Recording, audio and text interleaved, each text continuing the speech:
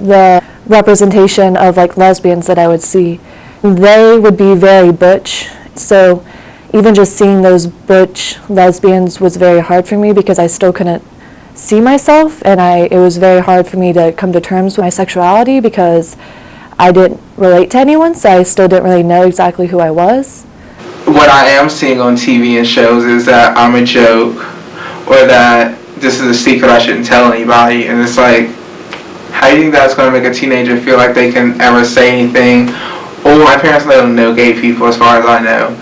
And if there's no representation of it popping up in the media or on the show, like, how am I supposed to gauge their reaction to gay people if we don't know any? So then it's like you're going into this blind minefield. I don't remember anyone, like in any show that I watched until I was a teenager, being bisexual or saying the word bisexual. Like, there were a lot of, oh, I'm really fluid, or, you know. People who were bisexual only when it came to sex, like they would have sex with women or whatever, but not actually want to be in a relationship with them. It was just like a kinky thing. Growing up, seeing the only representation of who I am as a man in a dress that wasn't even my identity, but was the closest representation I got, that was so hurtful to me. Finally, I started watching like Queer as Folk, and that was really cool to like see like a group of gay men hanging out as opposed to them just being a supporting character, because that's typically what you would see.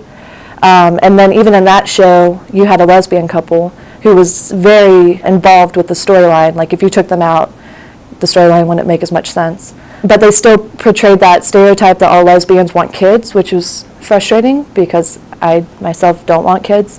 And then I started watching like, the L Word 2, which was very similar to Queer as Folk in the way that it was a group of lesbians, but they all still had a lot of the tropes and stereotypes, such as like the promiscuous gay, or again the stereotype of all lesbians want kids. So it was still hard to like fully see myself in these representations. Because if you don't see yourself in media, how are you going